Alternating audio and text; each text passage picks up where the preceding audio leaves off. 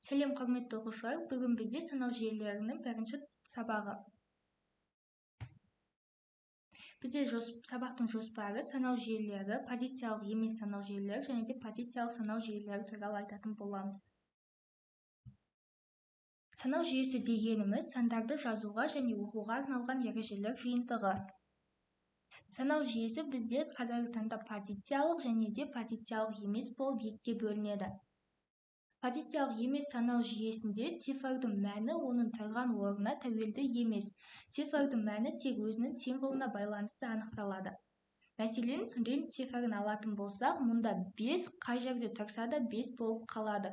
Мұнда x қай жерде тұрса да 10 болып қалады. L 50, x 10 болып қалады. Яғни тұрған орнына байланысты, позициясына байланысты оның мағынасы өзгермейді.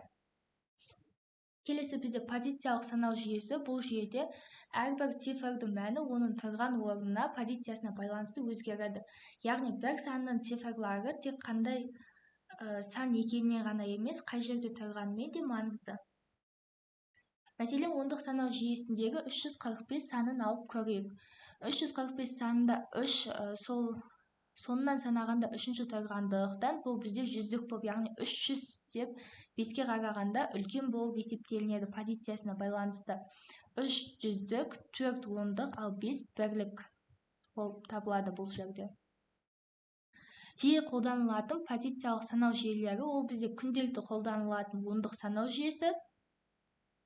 Келесі екілік санау жүйесі, бұл бізде компьютерлерде қолданылады. 0 бізде өшік тұрғанды, ал 1 қосулы тұрғанды білдіреді. Келесі бізде 8-лік санау жүйесі, бұл бізде көбінесе ескі бағдарламаларда қолданылады. 0-ден 7-ге дейін таңбаланады. Ал қазіргі таңда веб-дизайнда түстердің кодын анықтауда қолданылатын санау жүйесі, ол бізде 16-лық санау жүйесі.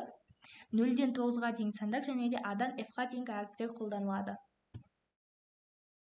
Позициялық санау жүйесінің артықшылықтары: үлкен сандарды жазу өте оңай, түрлендіруге жеңіл, компьютерлер үшін тиімді. Әсіресе бізде екілік санау жүйесі компьютерде есептеуге тиімді болып табылады. Қорытынды: санау жүйелері информатика немесе математика негізгі білімдердің бірі. Оларды дұрыс меңгеру компьютердің сауаттылықтың алғашқы қадамы болып табылады.